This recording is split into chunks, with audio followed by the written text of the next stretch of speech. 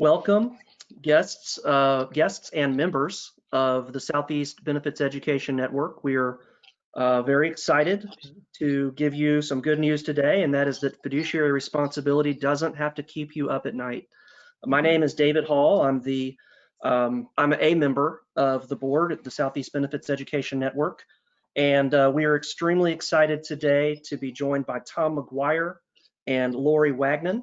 And I'll tell you a little bit more about our presenters in a moment, but just some brief housekeeping. If you are joining us on the webinar today and you need HRCI or SHRM credits, those will be available. Please reach out to Michelle for those. And the recording of this presentation will also be available for members, so that if you'd like to use this information in your own personal network or share it with colleagues or clients, we would encourage you to do so. The only other housekeeping item I have for today just relates to the technology here. And if you look at your GoToWebinar panel, each of you has a questions pull down menu. And if you click the sideways triangle next to the word questions, there is a spot where you can enter questions. And we will be collecting those as we go today. And at the end of the presentation, if there are questions, I will be presenting those to Tom and Lori. So with that said, I'll make some introductions.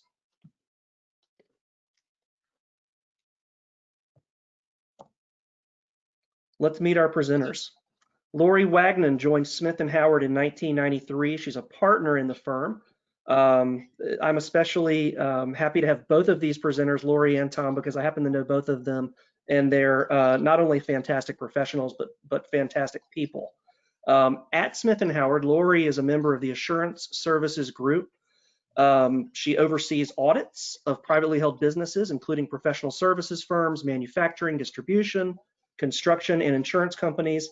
And most importantly, in my opinion, she leads the firm's employee benefit plan audit team.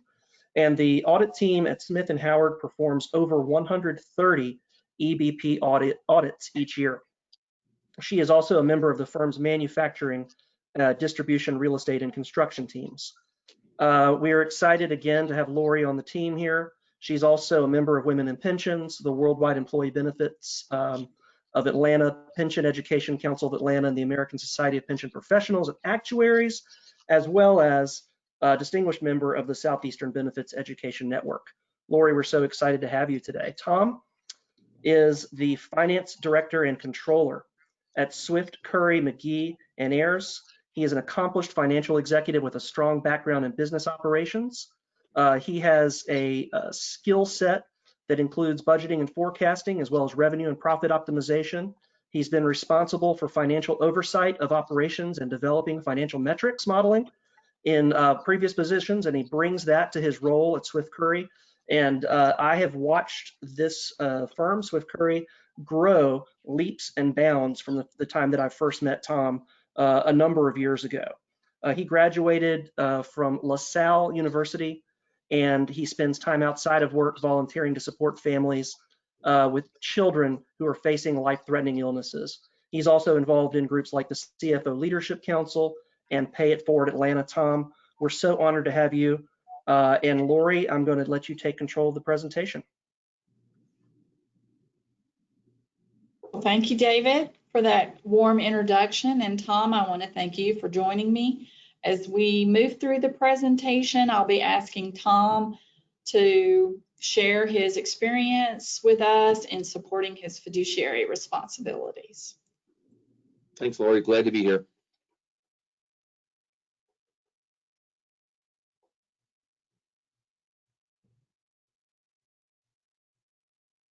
Okay, here we go. So for most plan administrators, overseeing the benefit plan is just one of the many hats that you have. You might be responsible for full HR, or you might be responsible for both accounting and HR. So one of the best ways to help you with the plan administration is to surround yourself with really good service providers. Not just your record keeper and TPA, but also an investment advisor. a retirement plan advisor, an ERISA attorney, and a CPA with EBP retirement plan expertise.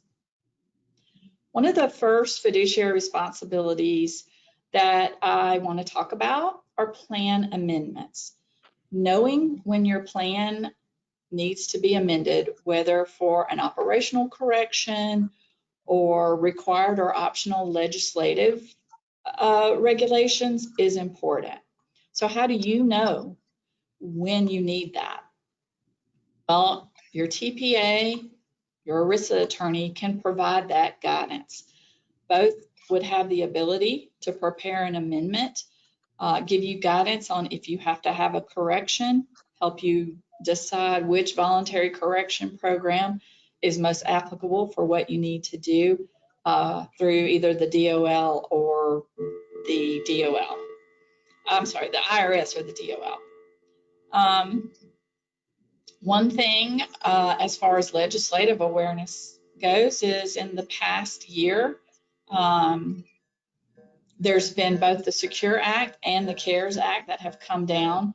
And with that comes some required amendments and some optional things that you can amend your plan for.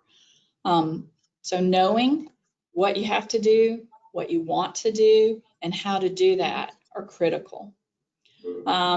If you do have an operational issue, there is a 401k Fix-It guide on the IRS's website. It's a PDF that can provide you with some example mistakes and some guidance there. Tom, if you will, can you share with us any experience you have with having to amend the plan, whether it was required or optional? Sure, Lori. Probably would be helpful also if I give some background information in reference to our firm and where we were in the process of our overall 401k profit share plan. So I've been with the firm for about 4.5 years now, and upon arrival, I realized that the regular review of our 401k profit share plan was not a regular review. Basically, the plan was formed back in 1995. The next time it was looked at for any purposes of amendments or corrections was in 2007. And then we re-looked at it again in 2018. So to go 11 or 12 years between reviews of a plan is certainly way too long. This is probably something that should be looked at every couple of years, to make sure that you're in compliance, that any amendments that need to be made, whether they're mandatory or optional, you should be reviewing and verifying. So we're fortunate to have an ERISA firm that has guided us in that regards, and we went up doing a comprehensive review of our plan with our ERISA attorneys for two reasons. One, we have a very customized, very complicated plan, so it was important to just try to dig through that to try to simplify things and look at those areas that we may want to improve over time, just because it is so customized and complicated. The other thing it also helped us with is making sure that we are in compliance, that we haven't missed anything in all those years when the plan was never reviewed, to make sure that we are up to spec and not out of compliance. And the good news is, we were in pretty good shape, with those reviews, and we hadn't missed anything per se. But we did get some good advice as far as those things that we may want to consider or adjust as part of a longer range plan of addressing our profit share plan for purposes of minimizing the complication of it, less customized, and make it more user friendly for all. So it was really an important thing that we did, and I'm glad that we did it. So set us on the right path. Set us on the right path. Yep. Absolutely. The next thing that I want to discuss with you are plan improvements. Some things that you can do to support your fiduciary responsibility. Create a robust investment committee. Have 3 to 5 members that are actively engaged, that want to meet periodically, not just once a year. Take minutes of those meetings and add service providers as needed. to discuss investments or options, whatever the case may be for that meeting's agenda. Another thing to do is to add an investment advisor. A 338 fiduciary advisor is just that. They become a fiduciary. So they hold the importance of the plan and the investment and investment options as much as you do. So Tom, tell me, I know you've created an investment committee and you've added an investment advisor. Tell us about that search. Sure, Lori. And again, for reference purposes, if you go back to what I just discussed a minute ago, where the plan had not been looked at in so many years, basically the robust investment committee was basically me and the managing partner getting together for about 15 minutes once a year to determine how much the profit share contribution should be for the employees for the prior year. And that was it. That was about the extent of it. And not really robust at all. Not robust at all. Okay. It was pretty much the same year after year, which is not appropriate. And again, through the review that we had with our plan, with our risk attorneys, what came out of that was a very strong suggestion that we really need an investment committee. It just can't be a once a year, look at the plan for 10 minutes. It's got to be more than that, because this environment changes on a regular basis, and you really need to be paying a lot of attention to it. And as David mentioned in the earlier part of the introduction, is that our firm has grown dramatically. In the 4.5 years I've been here, we've grown by 52%. That's significant growth. And we are a way different firm today than we were back in 1995 when the plan was designed, and definitely since it had been amended since then. So, it's really important for us to stay on top of what's going on in the marketplace for compliance, and also as relates to being competitive in hiring employees, to make sure that we have a really good plan that they'd be attracted to. So anyway, what that resulted in was us deciding to go and form an investment committee. And the investment committee would be a subset of the firm's executive committee, which is the managing committee for the firm. And we formed a group of 5 individuals, all partners in the firm, as well as me, and began meeting on a regular basis to talk about, what the objectives for the firm should be in that regard. And we got some good counsel from our risk attorneys. We formulated a charter, so that way the investment committee knew what their responsibilities would be. Also, they also know what their fiduciary responsibility would be. And what that also did was help spread that fiduciary responsibility a little bit away from our executive committee and put it into the investment committee. So kind of a shared, responsibility in that regard. And I think it set us up strategically from a management structure to put the impetus and the importance where it belongs. So we formed the committee, formed a charter, began designing what the objectives would be for the firm, both short-term and long-term, so that way we had a game plan of where we wanted to be, with this overall plan and direction over the next couple of years. And one of the things that we thought was a very important part of that was, these guys are partners in a law firm. They practice law all day. They're not investment advisors, even though the ones that we put on the committee have a little bit of a bent that way. They enjoy the stock market or investments and understanding that, even if it's for their own benefit, but they have an interest in it, which is helpful. And we decided that what we really needed was a day-to-day investment advisor. So we went through the process of meeting with, I guess, about 6 or 7 different advisors, and they all had different things that they brought to the table. But we had to pick one that was good for our firm, met the culture of our firm, and would relate well with the various individuals we have at the firm, whether it's staff or attorneys or partners. And we got a really good one from Cap Trust that we're very, very happy with. And he now works side by side with us, kind of partners with us in the ongoing review of our investment strategy and advising us as a 338. And you mentioned that earlier, Lori, that's really important. A 338 versus a 321. Obviously, as a 321, more of the impetus on the decision making would be left on the investment committee and me, and we don't necessarily want that. It's not something we do all day. It's a part-time job for us in some respects, because we all do wear many hats, especially me. So the 338 is really, really important, because that individual is focused on this all day, every day, in the best interest of the firm, and again, helps deflect a little bit more of that fiduciary responsibility. So we did a really good job in that regard as far as selecting him. And then the next process was, and we're going to get into it in a little bit, is, going and looking for a new third-party administrator, for the plan as well, which is also Right. pretty important. Yeah. And you brought up a good point about your investment advisor, knowing, for your company and your participants, do you want something that has insurance products in it? Or, are you more interested in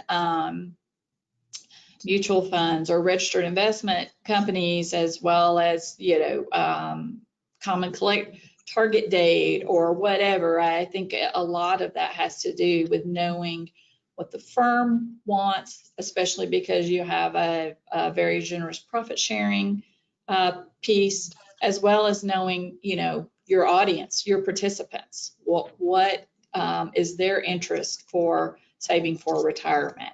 So that 338 becomes invested in that. Yeah. So that's a very good point. Yeah, and the other thing too, Lori, in the criteria is, it's really important that you get somebody that understands the culture of the firm, culture of Right. the business.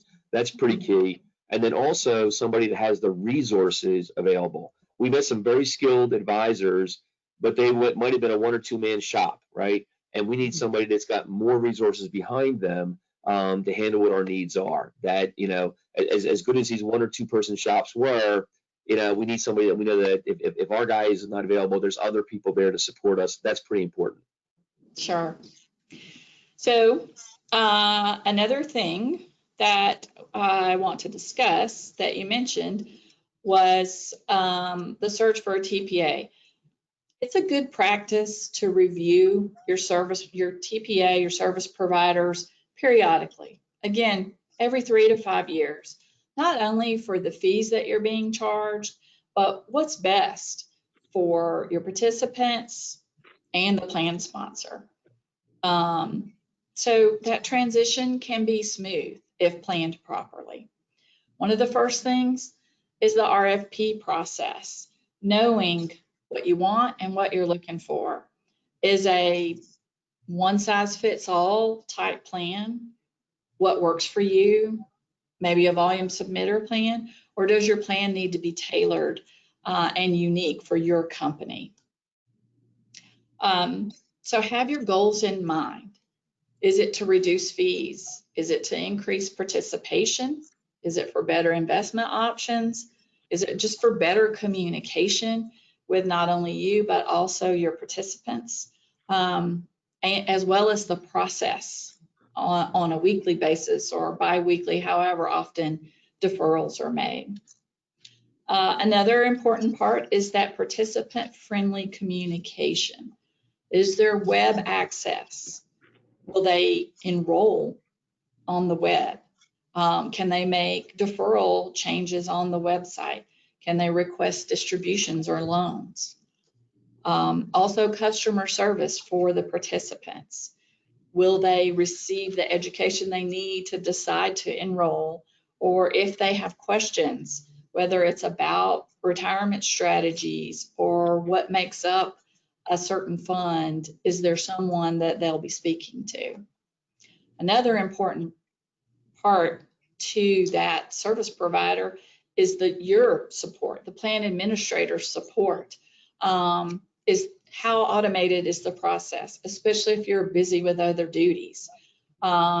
What's the communication? Do you have a direct customer service person, or when you call, are you going to get a different person every time? And how often are you going to communicate? And then lastly, the reporting. Are you getting the reports that you need that cover what you are responsible for making sure happens? Is it timely? Is it useful? And most importantly, does it meet your needs? Also, if you do decide that you are making a transition, understanding that transition plan, getting the timing together, the process for the asset transition, understanding the blackout period, being able to communicate that to the participants, and knowing whether the new TPA is going to communicate well with the former TPA, with your other service providers, maybe your payroll company, as well as, and most importantly, the communication to your participants.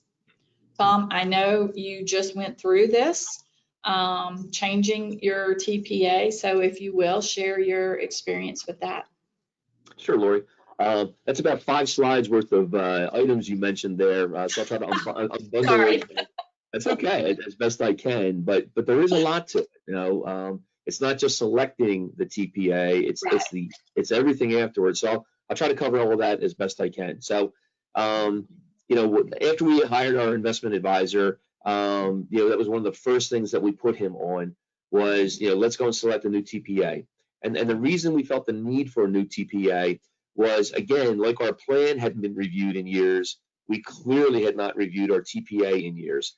We were with the ABA Voya TPA, American Bar Association, which made sense, you know, possibly, you know, 25 years ago when we were a smaller firm, but we basically had outgrown them. They service over 4,000 law firms across the country, and basically their approach kind of is a one size fits all. And we never had any say in what our investment portfolio would be. We were pretty much locked in with whatever their plan said, whatever their requirements were. But there was no flexibility whatsoever. And it wasn't overly user-friendly to our participants either. So really needed a refresh on that type of relationship. So went through the process, identified, I think probably about like 12 or 13 major. Wow. Yeah, it was pretty thorough. You look at, you know, the various TPAs, and we had all the major players, you know, Schwab, T. Rowe Price, Vanguard, Fidelity, you know, all the ones you would expect, and a few others that, you know, you may not be as familiar with. And this is where that investment advisor was really helpful. You know, he took the laboring oar in reviewing all of their responses to the RFP, which was something I didn't have to worry about, okay, which is great. And he was able to whittle down that list of like 13 down to about 5 or 6, actually it was 6, and we interviewed the 6 in person, and then we whittled that group down to a final 3 that we brought back for final presentations, and ultimately landed with T. Rowe Price. And what was interesting during that process, and this is maybe some advice or counsel I can share with the audience today, is that just because somebody has a big name doesn't necessarily mean they're right for you. It was interesting that some of the bigger players that may be more prominent on either, you know, TV or in the marketplace, they had their program and you had to adjust to them. They weren't willing to adjust to you, and that wasn't going to play here. That's not our culture. We need somebody that's going to be a little bit more hands-on, holding hands with our partners and employees, and a couple of the bigger ones that wasn't their game plan. The other thing is cost. It was pretty wide variation in costs that each of these providers had, and again, our investment advisor did a really nice job of, you know, doing an apples to apples comparison from the various proposals as to who provides what, how much does it cost, do we need this or not, is it going to satisfy our requirements, et cetera. So that was really, again, another advantage of the advisor, help sort through that with us. So again, long story short, we narrowed it down to T. Rowe Price, and probably the things that appealed to us about them, and this is not me, you know, shilling for T. Rowe Price, but, you know, the determining factors were a handful of things. One, cost obviously is part of it, but that wasn't our be-all end all, Lori. I mean, you know, we were willing to pay more if we got what we needed, but we got a good price and they met the needs. One of the biggest things for us was how they would interact with our participants. And we really liked their website a lot, very user-friendly, very engaging, very intuitive, and what we thought would be embracing to our employees. And the feedback that we got early on and continue to get is exactly that. They love the website. They love the ease of being able to go in and out, make their changes, change their deferrals, change their investments, all really, really big pluses. Prior to that, when we had ABA Voya, basically everything that they wanted to do had to be filled out of a manual form, run it through me and our payroll system. I had to sign off on everything, even to the level of like address changes I had to sign off on. So it was just really cumbersome, really laborious, not user-friendly. Whereas now, I don't do any of that. Everything is done online by the participant, you know, with T. Rowe Price. and all that administrative headache is out of the way for me, which again was one of the goals, in us moving forward as a firm, and what are we going to get from our TPA. Some of the other things that we found beneficial in going to T. Rowe Price is the number of investment options to build our portfolio that we make available to our participants, and we found that to be really healthy as well. And then lastly, just it's the team, the team that you select, the folks that you're going to deal with day in and day out. Two of the components of their team that we really liked, outside of the sales guys, right? Because they go away at the end of the day, right? Right. It's your day-to-day support person, and then also the person who is kind of like their ERISA expert at the TPA to help guide you with your own plan and or what's going on in the marketplace, like you mentioned, the Secure Act, CARES Act, things of that nature, to make you aware, like, hey, Tom, you might want to look at this, or are you going to add this to your plan or whatever. So it's another reminder of sorts that you got to focus on these things, and they're there for you. So it's the two key players, the day-to-day person and the ERISA person, have made a nice team with me.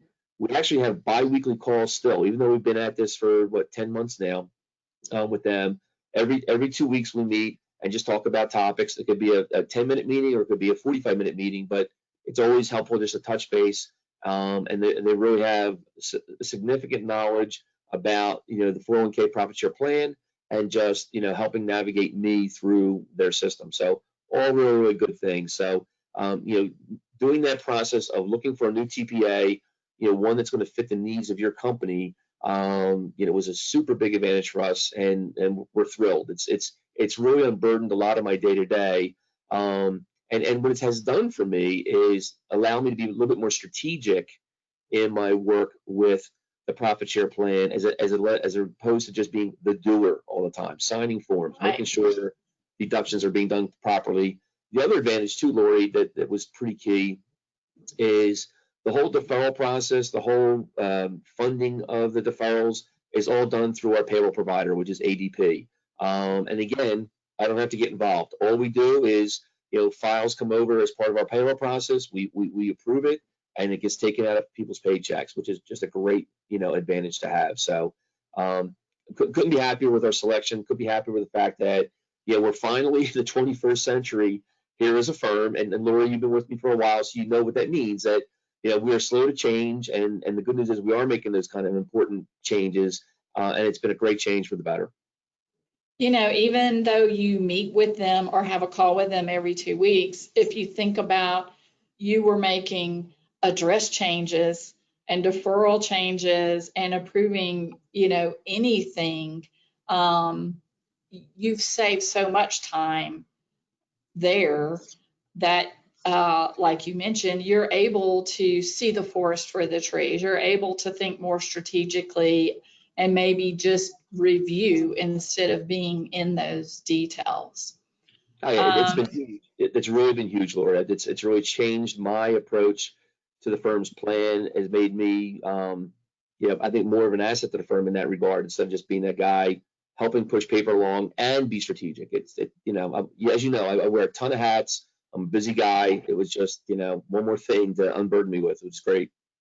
Absolutely. And just that automation part and taking some manual out of it is also probably some comfort in that fiduciary capacity, that burden's not always on your shoulders. Yeah. Talk a little bit about. I'm sorry to talk over it. The other thing that's cool about saying that automation, it puts it in the employee's hands, and they like that. Yes. They don't have to go to Tom to get approval for a loan or approval for this or approval for that.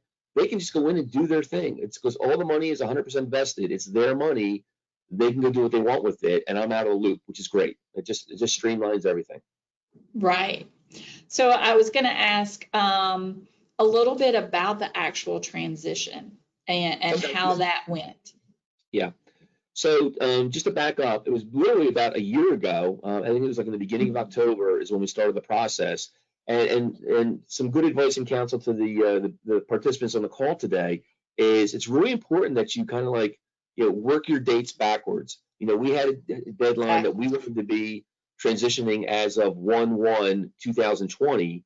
So you got to work backwards from that as far as, okay, because there's a lot of compliance notifications that have to be considered, okay? So that way you're making decisions and making those communications out to everybody that needs to be communicated to well in advance of the cutover on 1/1/2020. So that helped us back up, once we selected T. Rowe Price, set the project plan accordingly with that. So we started in early October and met pretty much every week or every couple weeks for the balance of the year, just going over a long laundry list of things that had to be accomplished, tasks to be considered, et cetera. And we did that, made a lot of decisions, and started getting communication out to the employees and notifying what was coming up, et cetera. And then the cutover would happen as of 1/1/2020. So one of the interesting things, and you touched on it earlier, that was a little bit of a surprise to me, was the blackout period. And it's obviously something that's very necessary. And for those on the call, the blackout period basically is about a 10 or 11 day period where you and your participants have no access to their funds whatsoever. It's the time frame where it's a blackout. T. Rowe Price needs to reconcile every fund, every investment, every penny of every participant from the old TPA to T. Rowe Price to make sure everybody is whole when they finally go and take the blackout period off. So that was a little shocking to me from the standpoint of like, oh my God, I hope there's no world event that takes place that could cause the stock market to go down, and then people want to get their hands on their money and they can't because we're in a blackout. So that was a little bit of a nerve-wracking time for me. If you think about it, like just even this week, the stock market's gone down a couple of days in a row because of the pandemic. I know earlier this year when the pandemic was really at its height, the stock market took a dip for a bit. And I'm thinking to myself, God forbid that had happened in the first 10 days of January when we were in a blackout. I would have had a line outside my door, saying, hey, Tom, I need to get to my money, and they can't, right? So that's a really, really important thing for people to consider when they're going through that. Fortunately, we got through that unscathed. Nobody lost any money. We actually made a little bit of money during that period. Everybody was whole, nothing changed, and that was great. And then at the end of that blackout period is when we then started the training of our employees. Okay, we brought T. Rowe Price in, and I worked with them in doing training sessions on how to navigate through T. Rowe Price, the website, how to invest with them, and a number of different factors in that regard. And it was very interactive, very engaging, and people were very appreciative because, again, it's something the firm had never done. It never was focused on. And just that they could sit there and listen to somebody from T. Rowe Price that talked to them about their investments, their portfolio. They didn't give any financial advice. It was just, how do you use the TPA? And that was pretty important. People were appreciative of that. But on top of that, Lori, one of the things that we did for our employees as part of this transition is we did give them that financial advice. We as I mentioned earlier, Cap Trust is our financial advisor, and we partnered with the Cap Trust to provide free financial counseling to any of our employees that want it. And basically, they just have to sign up with Cap Trust, and it's a half-hour session. They can do as many half-hour sessions as they want.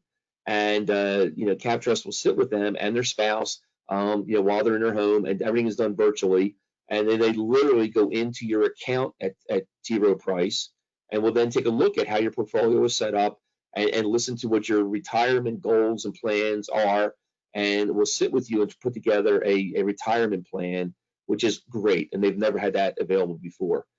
So everybody was thrilled to get that. So that also was part of the transition of educating, getting them interested in investing, and encouraging the overall process of investing. So sure, I think that one-on-one is so important. They're going to be more comfortable asking questions than in a group setting, especially when it comes to their goals or even understanding what's in an investment or questions they might feel like they don't want to ask in front of others. That's great. Yeah, and the profile of our employees here, we have a lot of staff, we have a lot of attorneys, and we have a lot of partners. So basically we're in 3 sections, and each of them have very, very different needs and goals and financial acumen and or financial resources, right? And what was interesting is even some of our partners who make some pretty good income, took advantage of the service so they could, take a look at their investments. But a lot of the folks at the lower levels, the staff who don't necessarily have that resource available to them, were thrilled because for the first time in their life, they're sitting down with somebody talking about their retirement and how much I put away. Even if it's just 25 or 50 bucks a paycheck, you know, they got a chance to sit down and have somebody advise them on how to do that. Right.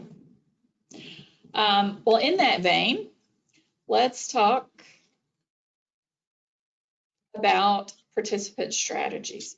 So Sure. whether you're considering moving TPAs and that relationship or not, participants and your participation strategies are another important fiduciary responsibility. Some things to consider: look at your eligibility. Is it too short based on your workforce? Is it too long? Take a look at that and make sure it's right. You might want to add automatic enrollment and automatic escalation. It's much easier to get that participation if the participants want to have to opt out instead of having to enroll. You might offer a Roth deferral feature, again, based on your workforce. Review those eligibility statistics. As Tom was saying, look at age, look at gender, look at income brackets. In Tom's world, he's got staff, he's got partners, and equity partners. So he's got basically 3 different groups of people in their company. But you want to be able to develop something that will appeal to your entire workforce, all those that are eligible, to encourage them to participate. Also, as we were speaking, that online user-friendly access, whether it's enrollment or deferral changes or investment election changes, or requesting loans or distributions. Also, we cannot stress enough that participant education about the plan, about the investments, or how to save for retirement based on their personal circumstance. So Tom, I know when you transitioned to your new TPA, you looked at some of these strategies and you made some changes. What was important to the firm?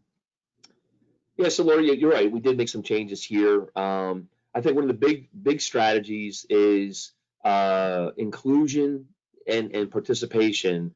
One, we have kind of a paternal approach here from a culture standpoint that, you know, we're worried and concerned about folks saving for retirement. We want to make sure they have something in their retirement fund. So it's really important that people focus on that. So that's one of our goals. And also, obviously, the more participants you have, the bigger the portfolio, the better the buying power for everybody. So everybody benefits the more that you have in there. So one of the first things that we did was, you know, prior to me coming here, our eligibility requirements just for our 401k, which is basically money out of your paycheck, not the firm contributing to it, just your money. You had to be here for a full year, which made no sense. It's your money. Why should you have to wait a year for the privilege of putting money away out of your own paycheck? Made no sense. So we were able to get the firm to change to a 30-day requirement. Once you've been here 30 days, then you can enroll at 4 different times in the year instead of waiting a year. So basically every quarter, we have a class of employees that we put into the 401k plan. And as part of our continued enhancements with T. Rowe Price starting next year, we're looking to go just straight 30 days. Once you've been here 30 days, you're automatically in. We're not going to wait for a quarter. You're going to get you in. So that's a big enhancement. The quicker you're in, the better it'll be. Along those lines, the other thing that we added is the auto enrollment feature, which we did not have previously. And basically, once you've been here 30 days and you are in the plan, T. Rowe Price will automatically enroll you and have 4% of your income taken out of your paycheck. Okay, so yeah, that has been a big advantage from the standpoint that some people may not pay full attention to that. And then once they start seeing that money come out, they just leave it, you know, like set it and forget it and don't worry about it. They're not missing the money, okay? But we give them plenty of heads up and advice in advance to say, hey, you're not required, you're not obligated. You know, if you don't want to give 4%, maybe you only give 2% or $25. Maybe you want to give 0. You can opt out if you want to, okay? because we don't want that sticker shock when they get that first paycheck. Said, oh my God, what is this that's happening to my paycheck? We give plenty of communication to advise them this is what's going on, but we also strongly encourage them to do the 4% or at least do something. Try not to opt out. If they happen to opt out, not a big deal. We also encourage them to say, you know what, 6, 8, 9, 10 months from now, if you want to come back in, go right ahead. It's fluid. Once you've been part of the plan, you can jump in and out anytime that you want. So I think that's pretty good. We're also talking, Lori, for 2021 as we continue to enhance our plan and move more towards a volume submitter plan with T. Rowe Price, that the escalation is something we're looking at doing by increasing it 1% per year. So it'll be 5% in 2021, 6% in 2022, et cetera, et cetera. We haven't figured out where we're going to cap it out at. I think they say 10% is an optimal number. Seems to keep going up, right? More and more costly. Well, it's because we're living longer too, right, Lori? It's that you need more to retire on. So we're looking at that also.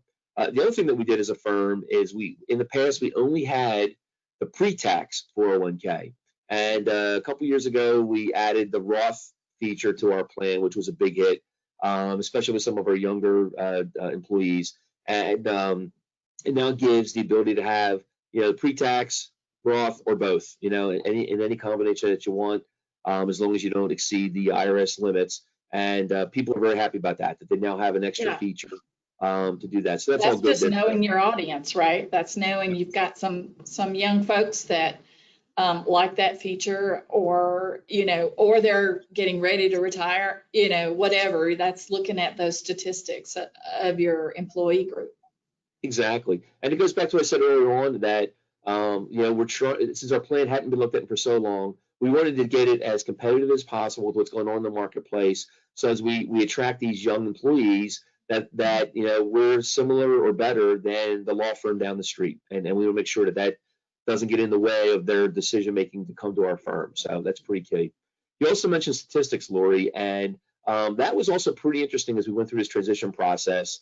The reporting that we would get from the ABA Voya was limited, wasn't robust, and they basically, it was kind of like, you call us when you need us. So they were never proactive, okay? And so as part of the process of moving it to a T. Rowe Price, we got all kinds of reports and statistics, and it was interesting. Some of the things that were a gut feel for me were now in black and white, and it was really interesting to see who's contributing, how much they're contributing, the age brackets, and it gave us the ability to focus on who do we need to focus on as an employee set for changing the way our plan is going to look in the future, or what communications or what strategies do we need to give to them to try to encourage them to save for retirement. So I think that was pretty enlightening, and we're going to continue to focus on that. When we have our quarterly investment committee meetings, I didn't mention it earlier, Leader, but as part of the investment committee, we decided that at a minimum, we will meet each quarter, okay, as a committee. And as part of that, our investment advisor, as well as a representative from T. Rowe Price, also participates in that meeting. And in that meeting, we take a look at our portfolio to see how it's performing. So we have a lot of good reports and information there. And then secondly, T. Rowe Price will provide us statistical information about what's going on in our plan with our participants. So we're getting the best of both worlds. We're hearing our investment advisor tell us about the portfolio, and we're telling T. Rowe Price tell us about our employee interaction and activity. So it's been pretty good in that regard. So and then just lastly, as you talk about the education piece of this, that's really key. We were void of any kind of communication or education to our employees forever, just because we never received it. It wasn't encouraged. It was just absent. We get plenty of communication from T. Rowe Price, either via emails that we send internally or through their website, where they're notifying the participants regularly about what's going on, in their plan. So right. All good. So it sounds like, of course, everything went great, and you've added all this support to your fiduciary responsibility. I think our audience would probably also be interested in, did this become phenomenal increase in cost, or the benefit of taking off of you was maybe worth the cost? Can you talk a little bit about, did plan expenses go way up, or did you get to your goal including the cost of the firm? Yeah, that's a great point, Lori. And on two fronts. One, yes, we did save money. Okay, that was one of our goals if it came out that way, and he did. It was also interesting to us as we did the side by side of T. Rowe Price, comparing him to our prior provider, because that's something we had to present to the partners. Why are we moving away from the ABA Voya? And you know, in a partnership, lawyers are not quick to change per se. I'm not being derogatory, but they just aren't. They're comfortable. They like a comfort. And there were some saying, well, what's wrong with the ABA? We've been with them forever. Why are we leaving? You know, they're not in the know. And when we presented to them that, hey, guess what? T. Rowe Price will be significantly cheaper. And then secondarily, as a fiduciary, we should be looking for that for our participants, you know, so that way we know that they're getting the best deal and that their portfolio is not being eroded by unnecessary costs, right? So that was a big advantage of going to T. Rowe Price. Lower the cost, improve the service, better overall proactive interaction for our people. And that absolutely will continue to attract from your competition. Sure. Fantastic. So, slide, we'll move.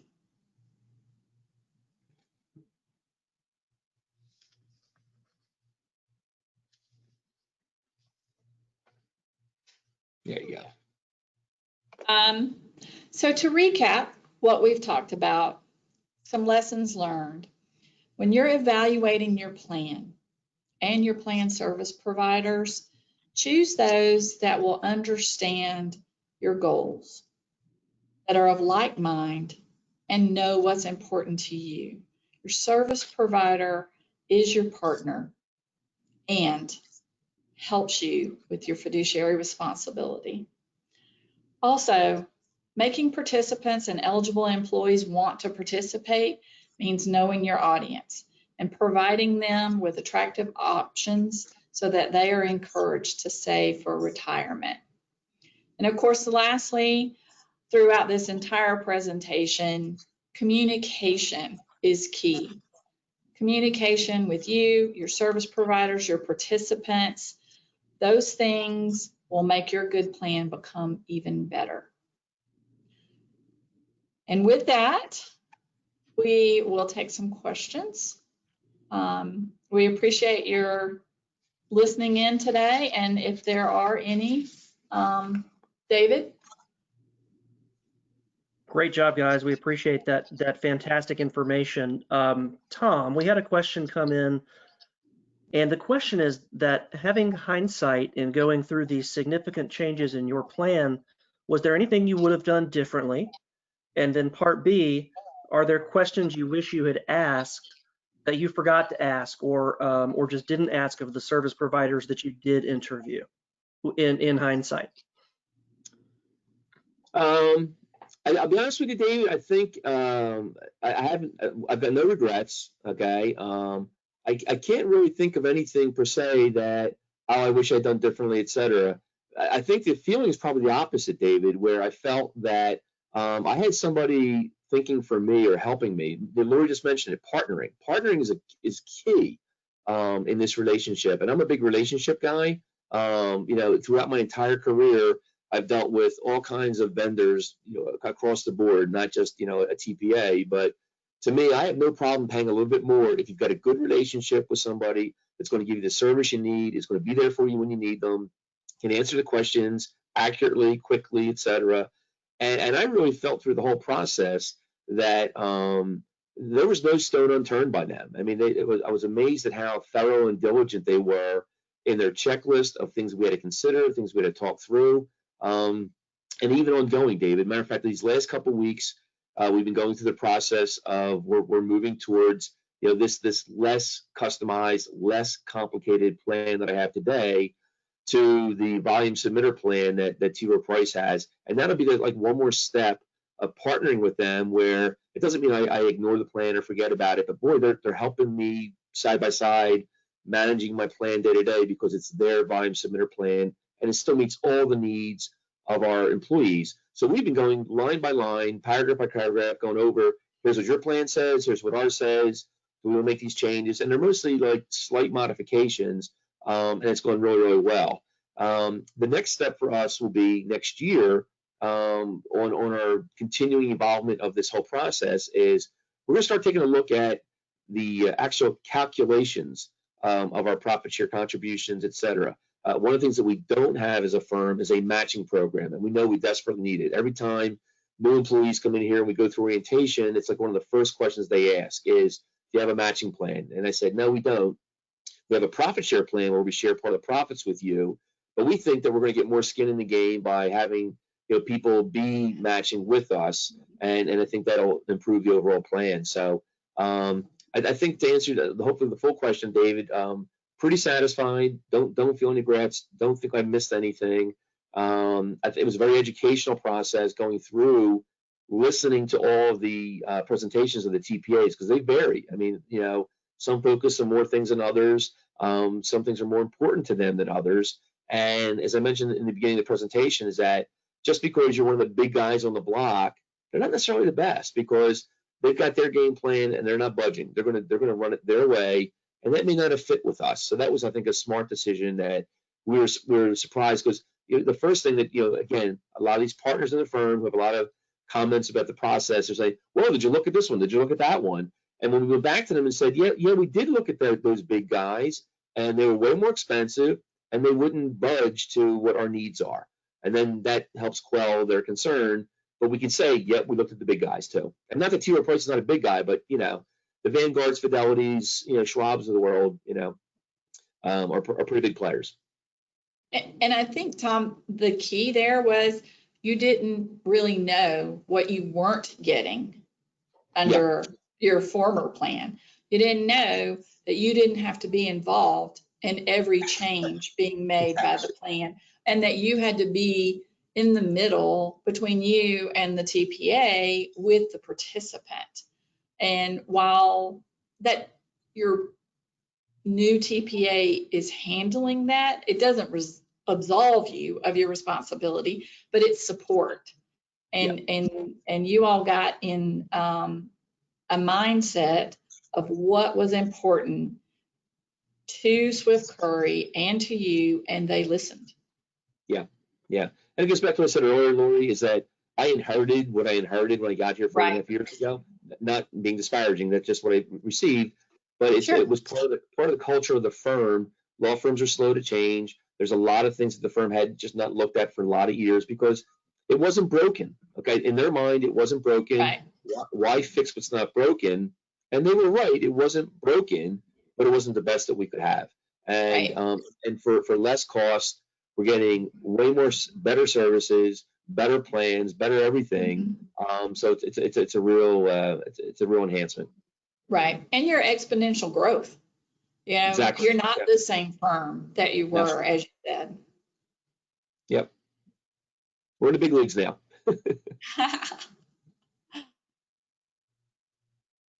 Anything else, David? Thank you, Tom. Well, Lori, I'm just I'm trying to think of how to pull you in here. You've done such a good job moderating and sort of directing Tom. I'm curious a little bit if you could share a little bit more about the role of the CPA in helping plan sponsors to either make changes or to, and I don't want to say convince them to make changes, but as a partner, part of your role is that relationship. So how do you work with someone like Tom who may be coming into a plan? And I'm not sure, Tom, if you were working with Lori previously, I don't recall, but what was your part in that, Lori? Because obviously this firm is in a better place than it was prior to working with you. So what is it about the CPA relationship that people should be looking for? And Tom, maybe you can answer that question too. Well, I appreciate the question. I purposely did not make this presentation about the audit. In our firm, we audit over 130 plans. So we have that expertise. We know how to get those audits done and done efficiently. But we all know they're required audits. They're required to be filed with your 5500. So not exciting. We get that. So what we want to bring to the table is this type of advice. We want to be able to provide value. We know you're paying for this audit. We know what the compliance is, what the DOL is looking for, what the IRS might be looking for, those types of things. But the more important part to Smith and Howard is that we bring value. We listen to you. We find out, what is your pain point? Do you have thousands eligible and 20 people participating? How can we help with that? What's your goals? All the things that we talked about today. So that is why I wanted to talk about your fiduciary responsibility. One of the presentations I did years ago that Tom came to, he came up to me at the end and he said, "Wow, you have scared me to death." And that was not my intention. What I wanted to do was empower the audience that your fiduciary responsibility doesn't have to be scary, and that we can help you, and we can send you to an ERISA attorney if that's what you need, or we can offer retirement plan advisors or additional TPAs for you to talk to. So that is just as important a role, if not more important, than the audit for us. We'll get your audit done, and we'll get it done efficiently and quickly. What we want to bring is that partnership, that trusted advisor relationship to our clients. I love that. I like the idea of, just like the idea of that approach of giving people, empowering people to be proactive, because sometimes they may not either know how, or they're acting out of a place of fear, which doesn't help them make good decisions. So Tom Lori, I think you did a really good job there of describing the CPA role. Tom, are there additional intangibles maybe that people listening might want to be on the lookout for? Yes, I think what I supplement, I think what's great about Lori and her team is it's not just about the debits and credits and the financial statements and the ticking and tying of our results in the plan when they come out to review, our profit share plan. We spend a lot of time talking about the issues or things or what's going on in the firm. And I think that's really, really important, because it's not just all about the numbers. It's what's the story behind the numbers. And I think they do a great job of listening, participating, and adjusting to what are we doing? How does it apply to the plan? How does it apply to their review of our plan and the financials, et cetera? So from that standpoint, I think that's a big help for each other as we get through it. Also, Lori has incredible patience, because sometimes I'm not as diligent in getting back to them when they need stuff, and so they're awesome in being flexible with me, because I'm a very busy guy with a lot going on. But they work with me and give the right guidance, and I think that's great. So it goes back to that whole relationship thing. We kind of inherited each other, and it's been a great inheritance. I'm very pleased. Absolutely. Yeah, it's been really good, and she's got a great team. It's a great firm, and it really, really goes well. Well, that's a great relationship, and I think we'll end it on that. We hope that on behalf of Southeast Benefits Education Network, the listeners have found this informative. Again, members, you'll be able to find this recording on the SBIN website. That should be up shortly within the next week. And Lori and Tom, again, thank you. You guys have been gracious with your time and also with the information that you've shared. So thank you so much. Thank you, David. Have a nice afternoon.